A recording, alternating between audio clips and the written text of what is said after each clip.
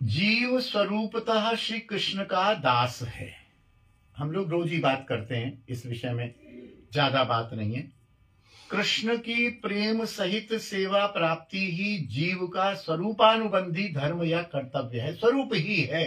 कृष्ण की प्रेम सहित सेवा प्राप्त करना ही, जैसे मन का, अभी एक बाबा पधारे थे तो बोले कि मन इधर उधर क्यों जाता है। उनका मन का काम ही है चंचलता, मन का स्वभाव ही है चंचलता। कोई पूछे टमाटर लाल क्यों होता है, अरे टमाटर होता ही लाल है, क्यों जी? संतरा संतरे जैसा ही होता है, नारंगी रंग का होता है। तो मन का स्वभाव ही है चंचलता। ऐसे ही मनुष्य का स्वभाव ही है प्रेम सहित कृष्ण चरण की सेवा प्राप्ति करना।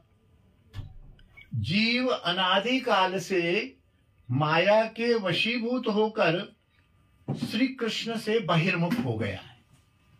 जीव तटस्था शक्ति है। श्री राधे प्रणाम प्रणाम।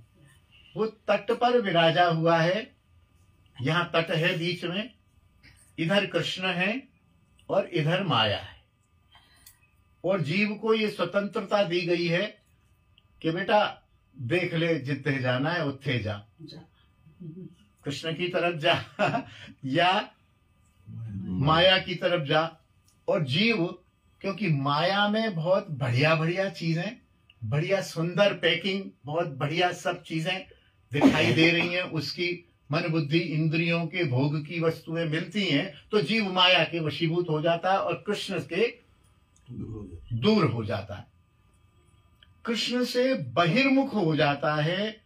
और क्यों होता है देखिए, वो फिर जो मैं कह रहा था, जीव की देह एवं माइक पदार्थों में आसक्ति ही माया की वशीभूतता का कारण है।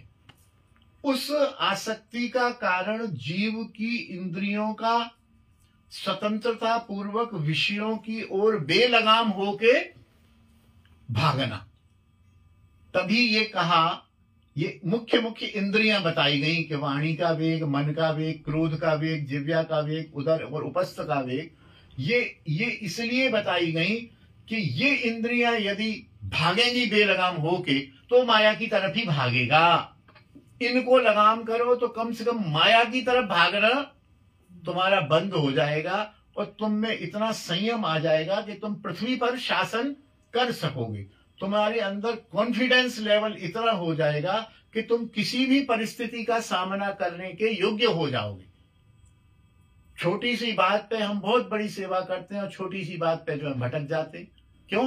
क्योंकि हमें बेसिक चीजों का ज्ञान नहीं।